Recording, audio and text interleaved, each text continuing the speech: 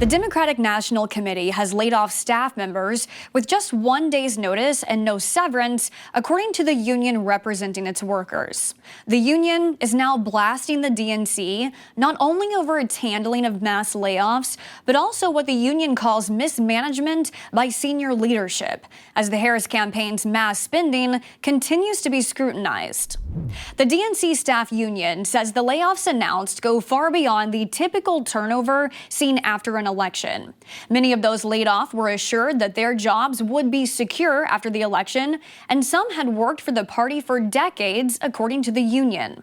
The union said in its statement, the Democratic National Committee is facing the fallout of callous and short-sighted mismanagement by senior leadership.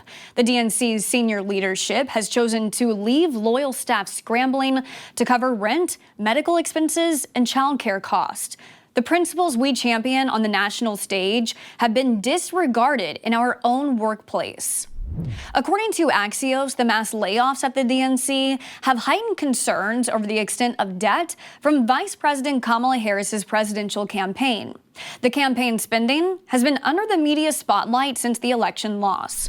The New York Times reported how Kamala Harris burned through $1.5 billion in 15 weeks. The New York Post, Kamala Harris's campaign paid Oprah Winfrey's production company nearly $2.5 million, over double initial estimate. News Nation, Kamala Harris campaigned $20 million in debt. The Associated Press, Kamala Harris raised $1 billion plus in defeat, and she's still sending persistent appeals to donors. The AP reported Harris's campaign is flooding its email donor list with almost daily appeals aimed at small donors, and individual calls are being made to large donors. The ask for money don't say it's to pay off campaign debt, and the chief financial officer says there is no outstanding debts or bills overdue. The DNC Staff Union is asking for two things: severance for staff members laid off and transparency.